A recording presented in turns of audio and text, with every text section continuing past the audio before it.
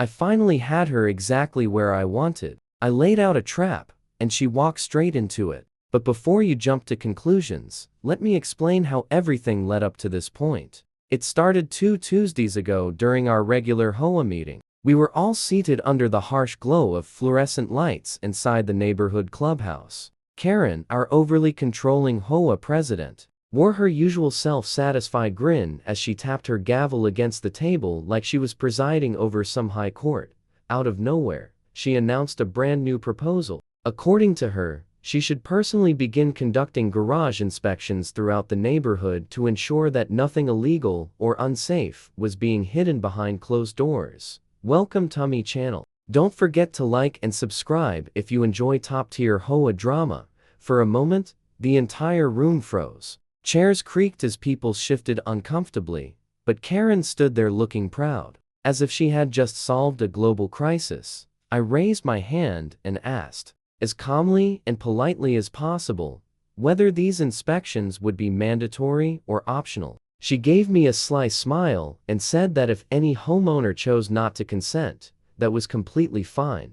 That answer was all I needed. Without hesitation, I told her plainly that I did not consent, and that there was absolutely nothing unlawful happening inside my garage. A few neighbors gave quiet nods of agreement, but the majority seemed willing to go along with her inspection idea.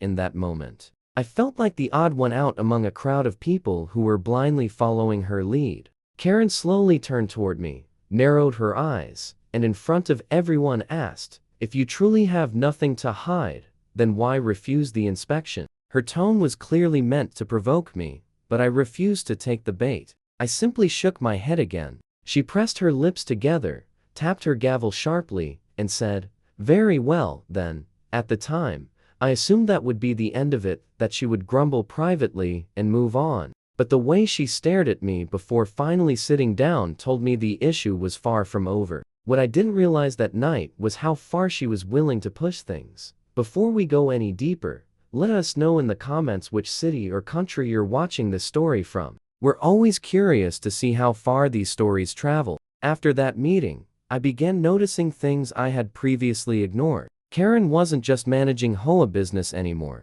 She had started circling my property like a predator waiting for an opportunity. Sometimes I'd catch her lingering near the end of my driveway, pretending to walk her dog even though the leash hung loose with nothing attached. Other times, she would sit parked across the street in her SUV, scribbling notes into a small pad as if she were building a file against me. Whenever our eyes met, she gave me that unsettling smile that sent a chill down my spine. At first, I dismissed it as me being overly suspicious. I told myself she was probably just nosy or bored with too much time on her hands. Then one Thursday evening, everything shifted. I came home late from work and immediately sensed that something inside my house wasn't right. The stack of mail on the counter was slightly crooked. A chair in the living room had been moved just a few inches from where I had left it. Even the garage light, which I always made sure to turn off, was switched on. The changes were small, almost unnoticeable, but enough to make my stomach tighten. Someone had definitely been inside my home.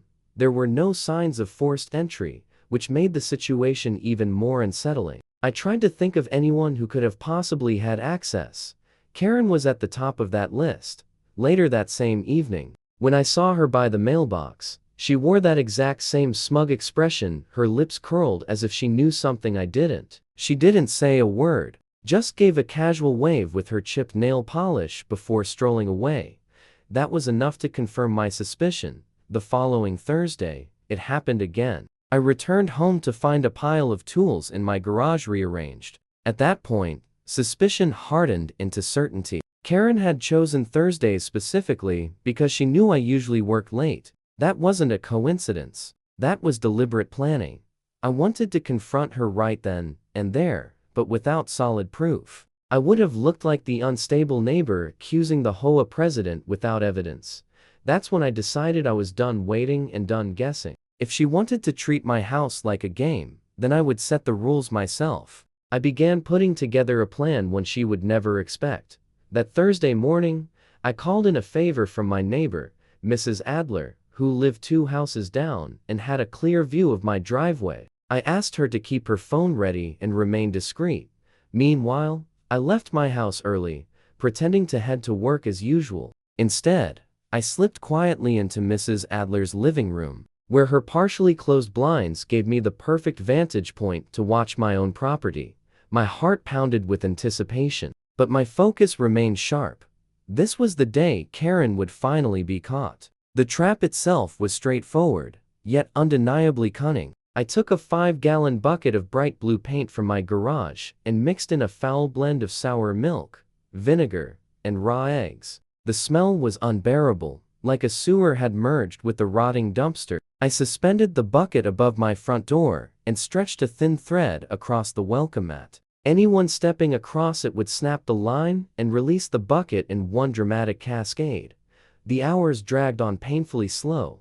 Then, around 1 p.m., I finally saw her approaching. Karen strutted down the street, making no real effort to hide what she was doing. She glanced over her shoulder, checked my supposedly empty driveway, and walked up with the confidence of someone who believed she had every right to be there.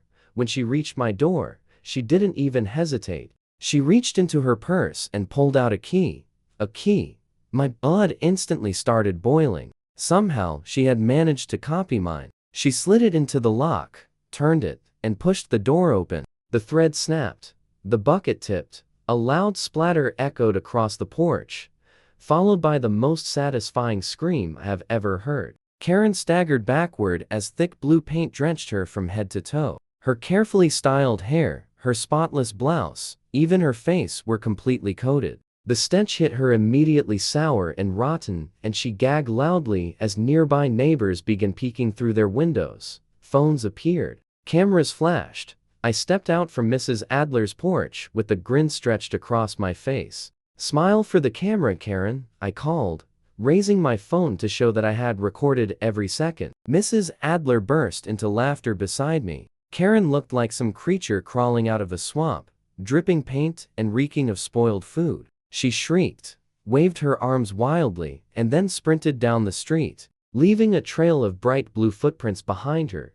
The neighborhood had just witnessed the arrival of what would soon be known as Blue Cheese Karen. That afternoon, she vanished into her house, still dripping paint and smelling like rotten leftovers, leaving neighbors snapping photos of the blue footprints from every possible angle. Within hours, videos were already spreading through the HOA group chat under the nickname Blue Cheese Karen. She tried to disappear from sight, but the embarrassment traveled faster than she ever expected. Just when I assumed she would stay quiet and recover from the humiliation, a thick envelope appeared in my mailbox 3 days later, a subpoena. Karen was suing me. Her accusations included intentional assault, emotional distress, and property damage. I actually laughed out loud when I read it. She had walked into my house using a stolen key, triggered a trap I set on my own property, and somehow decided that I was the criminal. Fine. If she wanted a legal battle, I was more than ready. On the day of the court hearing, the room buzzed with quiet excitement. Several neighbors had shown up just to witness what would happen. Their phones were put away, but their amused expressions said everything. Karen entered wearing a cream-colored pantsuit, her lawyer beside her, chin raised high as if she had not been drenched in rotten blue paint just 2 weeks earlier. Under oath, she confidently stated that she had never broken into my home and absolutely had not duplicated my key. For a brief moment, I almost felt sorry for her. Almost. Then it was my turn to speak. I presented the footage, clear video showing her walking up my driveway in broad daylight, inserting the key into my lock, and then screaming as the paint poured down over her. Audible gasps filled the courtroom. Mrs. Adler's recording from across the street confirmed everything beyond doubt.